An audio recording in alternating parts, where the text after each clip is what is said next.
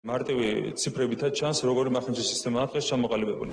ირაკლი კობახიძემ მახინჯი უწოდა დღეს უმაღლესი განათლების მოქმედ სისტემას.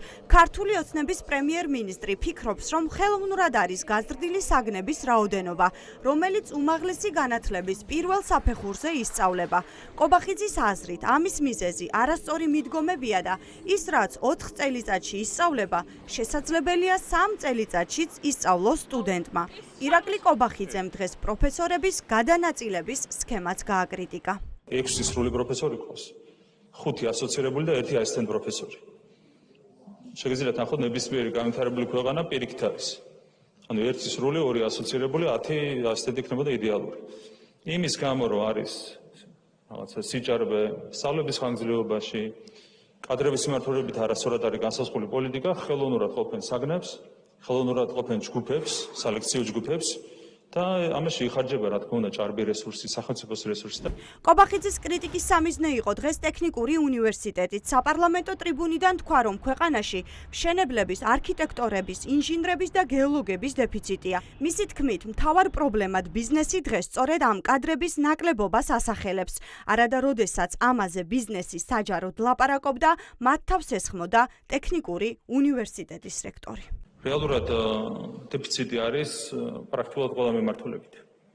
და ერთ-ერთი მთავარი პრობლემა არის ტექნიკური მიმართულებები, მშენებლები, არქიტექტორები, ინჟინრები, გეოლოგები, ყველა მიმართულებით. სახელმწიფოსაც აქვს ეს პრობლემა, იმიტომ რომ სახელმწიფო შესყიდვებს აცხადებს ინფრასტრუქტურულ პროექტებზე, სერიოზული პრობლემებია ხარისხის კუთხით. მათ შორის რატომ? იმიტომ რომ ჩვენ არ ყავს კვალიფიციური კადრები, ბევრი მიმართულებით.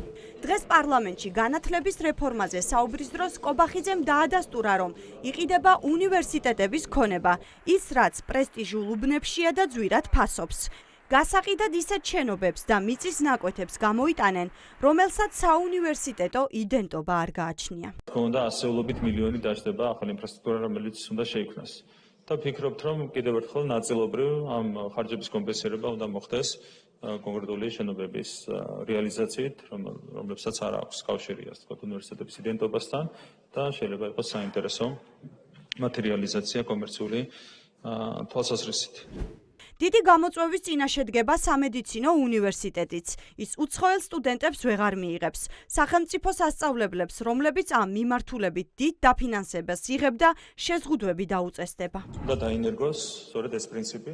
უცხოელი სტუდენტები უნდა მიიღონ კერძო უნივერსიტეტებმა. რა თქმა უნდა, ეს იქნება დანაკლისი სამედიცინო უნივერსიტეტისთვის, დაახლოებით 80 მილიონი იქნება დანაკლისი, საიდანაც 5 მილიონს დაიგომპენსირებს. თუმცა ქვეყანაში დარჩება ეს ფული, უბრალოდ გადანაწილდება კერძო უნივერსიტეტებზე.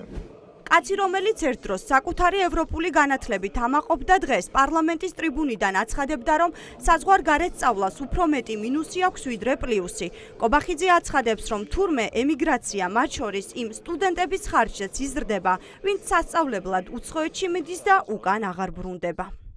ბევრი მინუსი აქვს მიგრაციას, კიდევ ერთხელ, როდესაც პირველი კურსიდან მიდის ბავშვი სასწავლებლად საზღვარგარეთ, მათი უდიდესი ნაწილი აღარ რჩება, აღარ ბრუნდება ქვეყანაში. ამიტომ მინუსი ბევრია, მეტი აქვს საზღვარგარეთ წასვლას ვიდრე პლუსი, თუმცა ეს არის რა თქმა უნდა თითოეული მოსწავლის და მშობლის არჩევანი. ჰაერშია მე-12 კლასის საკითხიც.